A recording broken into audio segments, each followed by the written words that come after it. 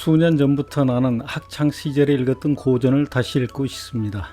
그리고 그때 얻지 못했던 새로운 발견과 깨달음을 그 책들 속에서 얻고 있다고 예전 영상에서 말했습니다.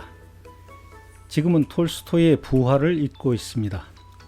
가난한 처녀 카츄샤 마슬로바를 부자 귀족 청년이 농락했고 훗날 창녀가 된 카츄샤가 살인 누명을 쓰고 시베리아 유형을 떠나는 것을 목격한 청년 귀족이 과거의 잘못을 뉘우치고 카츄샤에게 진심으로 용서를 빈다는, 즉 진정 새로운 사람으로 다시 태어나는 것이 부활이라는 것을 암시하는 줄거리입니다.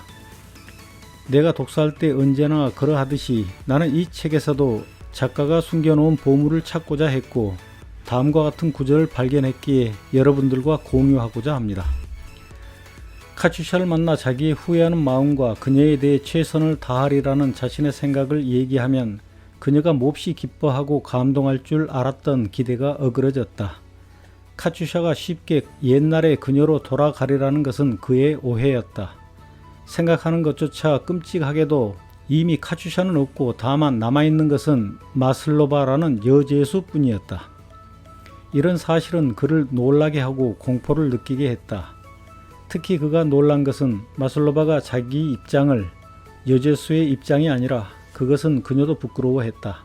매춘부의 입장을 부끄러워하지 않을 뿐만 아니라 그것을 오히려 자랑스러워하는 태도였다. 하지만 그것은 어쩔 수 없는 일이었다. 인간 누구나가 무엇인가를 하기 위해서는 그것이 중요하고 훌륭한 일이라고 생각해야 할 수 있기 때문이다. 본래 인간은 그 일이 어떤 것이든 대체로 자기 일에 대해 자위하고 훌륭한 것으로 여기는 자기 기만의 속성이 있게 마련이니까. 일반적으로 도둑이나 살인자, 매춘부 따위는 자기 직업을 나쁜 것으로 생각하고 그것을 부끄러워하리라 생각한다. 그러나 실제로는 전혀 그 반대이다. 사람들은 운명이나 자기 잘못에 의해 어떠한 입장에 놓이게 되면 그것이 아무리 그릇된 것이라 할지라도 그 입장이 자기에게는 훌륭하고 존경할 만한 것으로 여기게끔 인생에 대한 견해를 바꾼다. 그와 같은 것을 유지하기 위해서는 자신의 삶이나 자기 위치에 대해 자기가 만든 관념을 인정해주는 동료에게 본능적으로 기울게 마련이다. 톨스토이는 도둑이나 살인자, 매춘부 따위가 자기의 직업을 나쁜 것으로 생각하지 않고 부끄러워하지 않는 것에 놀라고 있습니다. 그리고 톨스토이가 살았던 200년 전이나 지금이나 우리를 놀라게 하는 그런 일들은 매일매일 벌어지고 있습니다.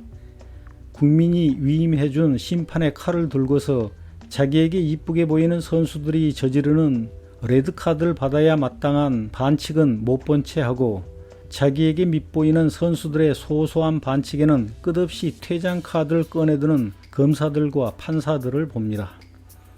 부동산 가격 치솟게 하는 정부 정책에 분노하면서도 자기 집값 올라가면 좋아라 하고 집값 폭락하면 울부짖는 시민들을 봅니다. 가난하고 소외된 이웃을 사랑하며 그들의 편에 섰던 예수님은 모든 인간이 신 앞에 평등하다고 말했습니다. 하지만 예수님의 말씀을 엿으로 바꿔 먹어버린 목사들과 장로들과 신자들은 평등을 몹시 싫어하고 부자들 편드는 정당에 환장하며 좋아라 합니다. 부처님은 집착을 버리라고 말했습니다. 하지만 부처님의 말씀을 고기와 바꿔 먹어버린 중들과 신도들은 절의 재산에 집착하고 입장료에 집착하고 지금의 생에 집착하고 죽음 이후의 다음 생에도 집착하며 온갖 헛소리를 짓거립니다.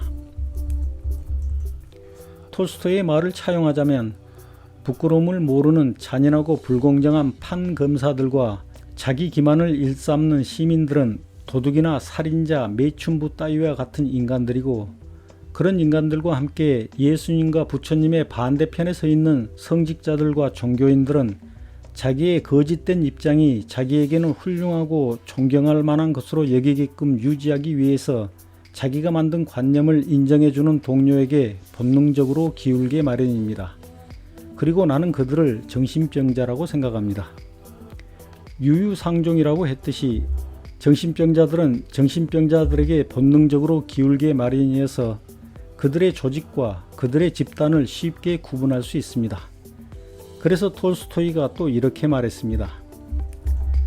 도둑이 그 솜씨를 자랑하거나 매춘부가 그 응탕함을 뽐내거나 살인자가 그 잔인성을 의시되는 것을 들으면 우리들은 매우 놀란다. 그러나 우리가 그것에 놀라는 것은 단순히 그들의 분위기가 너무 특수하고 우리들이 그들의 울타리 밖에 있기 때문이다.